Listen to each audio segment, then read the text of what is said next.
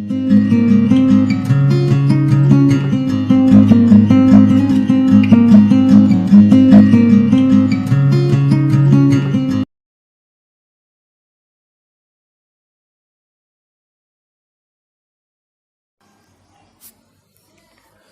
morning, students, and once again, welcome you all to my YouTube education channel, The Guru Upanishad.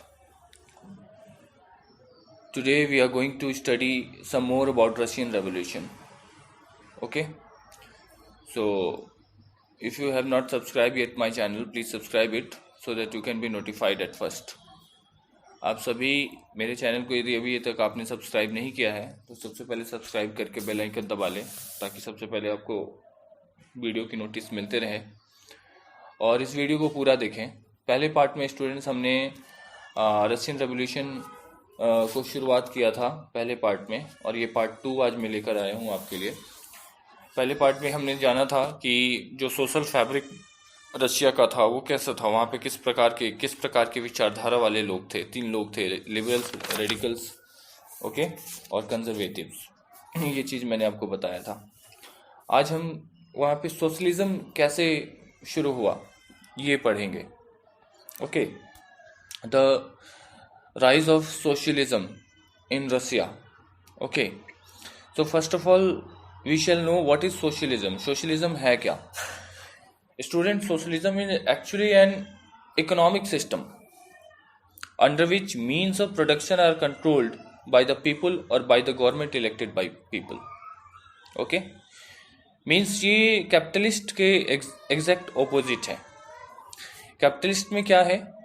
Means of production are just owned by an individual और some group of people. Capitalist में क्या होता है, पूंजीवाद में, कि जो भी प्रोडक्शन होता है इंडस्ट्री में वो सारा किसके द्वारा अधिकृत रहता है, किसके अधिकार में रहता है? एक व्यक्ति के अधिकार में या कुछ व्यक्तियों के अधिकार में। लेकिन सोशलिज्म एक ऐसा विचारधारा है, ठीक है, एक ऐसा इकोनॉमिक सिस्टम है, अर्थव्यवस्था का प्रणाली है, जिसमें मीन्स ऑफ प्रोडक्शन जो भी होगा, मतलब जितना प्रोडक्ट होगा, ठीक है, उसका जो भी बेनिफिट आएगा, उसका जो भी वैल्यू आएगा, ठीक है, वो पूरा कंट्रोल में होगा या तो पब्लिक के, मतलब उसमें जो काम कर रहे वर्कर है उन सभी वर्करों के, या उस देश में लोगों द्वारा चुनी हुई सरकार के हाथ में। ठीक है, इसी चीज को सोशलिज्म कहते हैं। So students, how did it rise? ये कैसे बढ़ा, ये विचारधारा सोशलिज्म में कैसे, मतलब कैसे आई? क्योंकि पहले तो वहाँ ऑटोक्रेसी थी, जार निकोलस का रूल है वहाँ पे। अभी हम जार निकोलस के बारे में आगे पढ़ेंगे, ठीक है। तो वहाँ ऑटोक्रेसी थी। क्या हुआ कि जब फ्रांस में रेवोल्यूशन हुआ तो फ्रांस से और विश्व के दूसरे भागों से, जैसे अमेरिका में इंडस्ट्रियलाइजेशन बहुत पहले हो गया था, कॉलोनाइजेशन हो गया था, तो वहाँ से इंडस्ट्रियल डेवलपमेंट जो है या इंडस्ट्रियल रेवोल्यूशन जो है वो हमारा कहाँ तक आया? रशिया में भी आया। ओके, मीन्स नई नई इंडस्ट्रीज सेटअप होने लगी, तो लोग गांव से शहर की तरफ आने लगे, छोटे छोटे बड़े बड़े शहर बसने लगे, ठीक है, इंडस्ट्री के साथ। People started migrating from village to cities. Okay, तो वहां पे उन लोगों ने काम खोजा, काम ढूंढा, ठीक है। सो स्टूडेंट्स, काम तो मिला उन्हें, बट इसके कारण क्या हुआ कि सिटीज की पॉपुलेशन बढ़ने लगी, जिसके कारण लोगों को, मेन, वोमेन, चिल्ड्रन, इन सभी को फैक्ट्री में काम करने पड़ा, ठीक है। मतलब इंडस्ट्रियलाइजेशन हुआ, औद्योगिकरण हुआ, तो महिला हो, पुरुष हो या बच्चे हो, सभी किसी न किसी प्रकार से उस फैक्ट्रियों में झोंक दिए गए। Problem was not only this, problem was that long working hours, unemployment, housing, sanitation, ये जो 4 चीजें हैं, ज्यादा देर तक काम करवाना, कई घंटे काम करवाना और वेतन कम देना, ठीक है। फिर बेरोजगारी भी बहुत थी, ठीक है। हाउसिंग सिस्टम अच्छा नहीं था, हाउसिंग एंड सैनिटेशन, ठीक है, एक लॉज टाइप सिस्टम था, उसी में कई सारे वर्कर्स एक साथ सो रहे हैं। ठीक है, कोई सेपरेट नहीं था, उनको अपने परिवार के साथ रहने की व्यवस्था नहीं की जाती थी। ठीक है, वर्कर्स को एक सेपरेट लॉज में रहना होता था, कई सारे व्यक्ति एक ही कमरे में सो रहे हैं। सैनिटेशन का सिस्टम ठीक नहीं था, साफ सफाई का सिस्टम बिल्कुल भी ठीक नहीं था। ठीक है, so this all started exploitation of the worker. ठीक है, इंडस्ट्रियलाइजेशन हुआ, डेवलपमेंट हुआ, but result was exploitation of the worker. ठीक है, जो वर्कर समाज था उसका एक्सप्लॉयटेशन शुरू हो गया, शोषण शुरू हो गया। ओके, सो जो लिबरल्स और रेडिकल्स थे उनमें ऑलरेडी उन्होंने चेंज लाना चाहते थे वे सोसाइटी में। ठीक है, गवर्नमेंट पॉलिसी में, सोसाइटी में, टाइप ऑफ रूल में, they already wanted to bring a change. Okay, and some of them had industry too. कुछ लिबरल और रेडिकल्स का खुद का इंडस्ट्री भी था।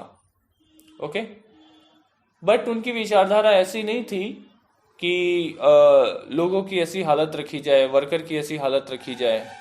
ओके, वे मानते थे, they thought that, they believe that if the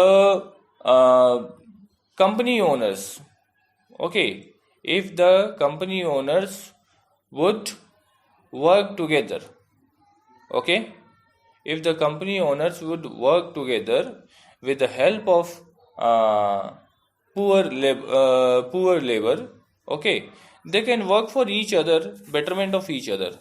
मतलब कि वो ये चाहते थे कि भाई जिस लेबर के बल पे आप अपने इतना पूंजीवाद किया है, पूंजी खड़ा किया है, पैसा कमाया है, तो आप लेबर के हित को भी यदि लेकर चलेंगे तो सोसाइटी और अच्छी से डेवलप करेगी, दोनों एक दूसरे के हित को लेकर चलेंगे तो।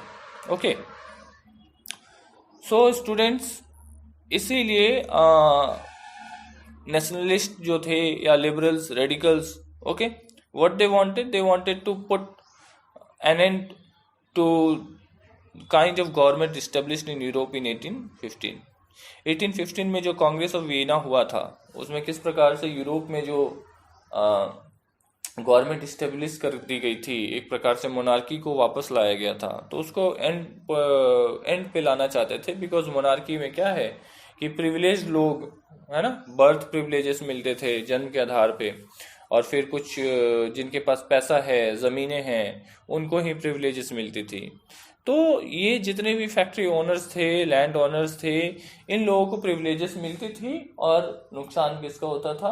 पुअर वर्कर का। ठीक है, सो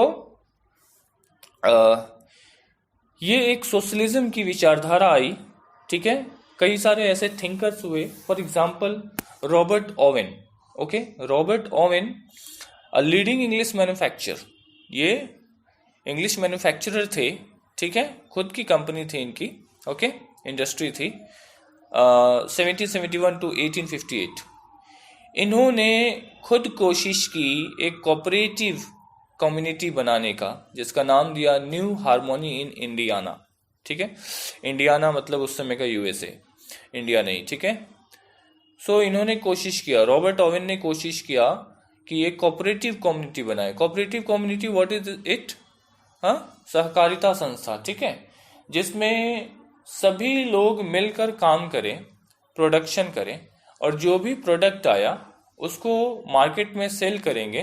ठीक है, और उससे जो भी पैसा आएगा सभी लोगों में, कंपनी के एक एक लोगों में, उस ऑर्गेनाइजेशन संस्था के एक एक लोगों में बराबर बराबर बांटेंगे। Students, this is called cooperative community.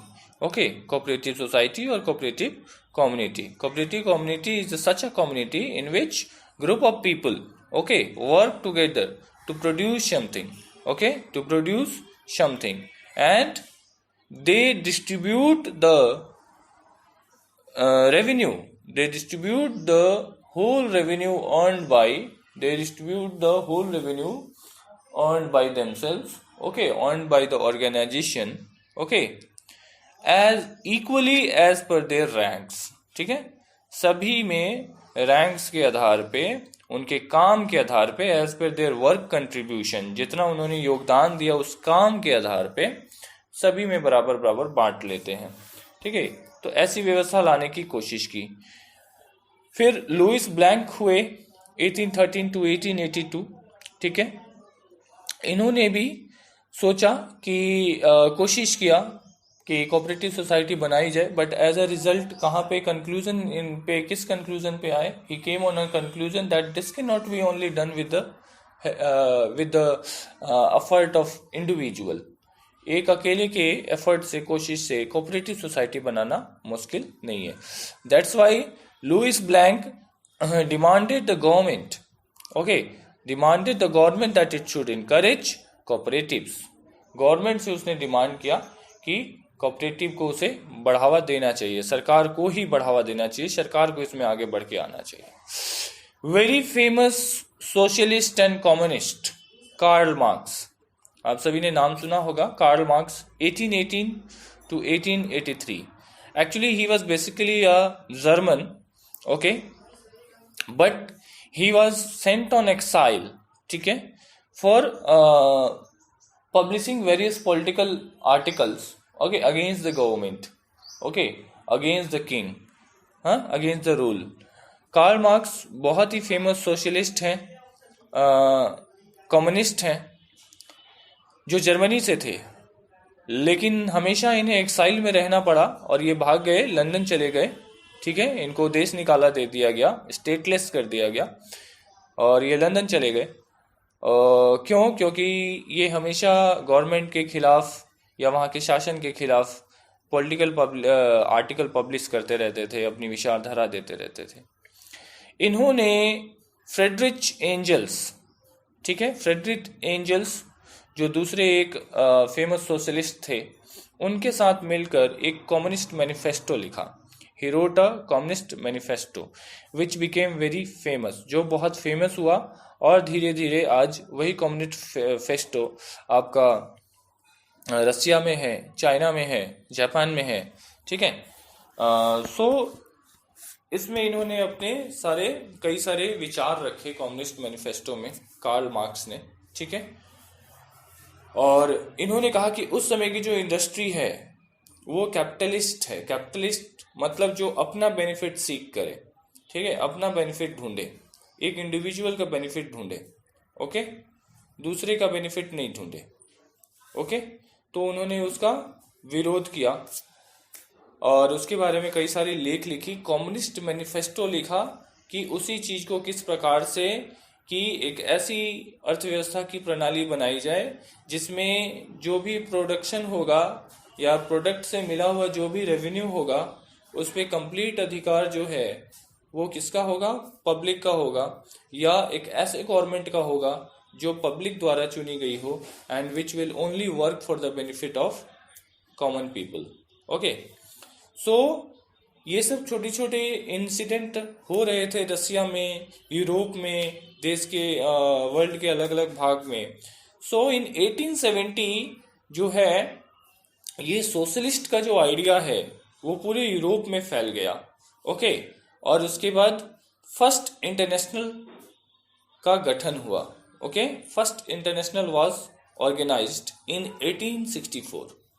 Okay, first international was organised in 1864। Okay, इसमें क्या हुआ कि जितने भी देश या बाहर के लोग, ठीक है, देश या विदेश के लोग, पुरुष जो हैं, उनका एक एसोसिएशन बना, एक ग्रुप बना जो अपने हितों के लिए रक्षा करेगी। ठीक है, एंड एक मीटिंग रखी गई 14 जुलाई 1889 को। ओके, मीटिंग रखी गई 14 जुलाई 1889 को, इन विच the meeting was only subjected to unite various social parties in various countries into an international organization। पहले तो 1864 में एक इंटरनेशनल मैन एसोसिएशन बन गया। ओके, फिर उसके बाद 14 जुलाई 1889 को एक मीटिंग रखी गई, कांग्रेस रखी गई, ठीक है, जिसमें इसका उद्देश्य ये था कि देश के या विदेश के अलग अलग भागों में जो सोशलिस्ट पार्टी हैं, सोशलिस्ट विचारधारा वाले लोग हैं, उनको एक बैनर के तले, एक प्लेटफॉर्म के तले जोड़ दिया जाए, जिसको नाम दिया गया सेकेंड इंटरनेशनल, उस मीटिंग को। ठीक है, और As a result, worker in England, worker in Germany, okay, and various part of Europe, they started forming associations and connecting themselves to the international men associations and fight for their rights. Okay, इस प्रकार से rights, अपने अधिकारों के लिए लड़ने को सभी लोग तैयार हो गए. ठीक है. Then in 1905, okay, a socialist and trade unionist formed a Labour Party in Britain and Socialist Party in France. Okay.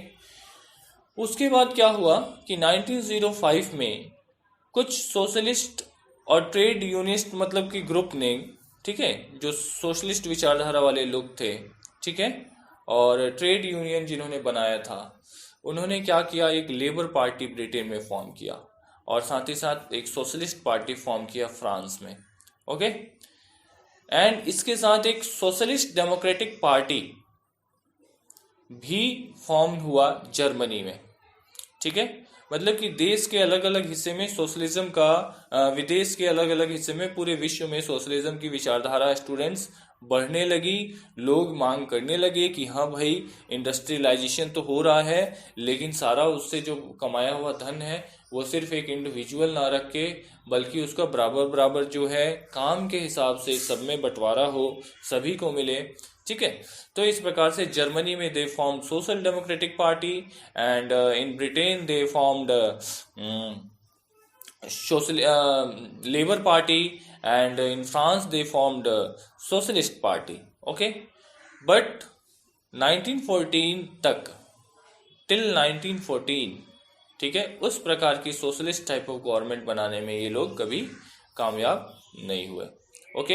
And next is now the revolution starts with these all thoughts, with the help of these all people. इन लोगों के विचारधारा से, इन लोगों के मदद से, ठीक है, और सभी अलग अलग डिमांड्स के रीजन से रशियन रेवोल्यूशन स्टार्ट होता है 1917 में. ओके. जिसको पॉपुलरली कहते हैं क्या, Bolshevik revolution. What is called? Bolshevik revolution. बहुत ही सिग्निफिकेंट इवेंट है, रशियन हिस्ट्री का ही नहीं बल्कि पूरे होल वर्ल्ड का. ठीक है.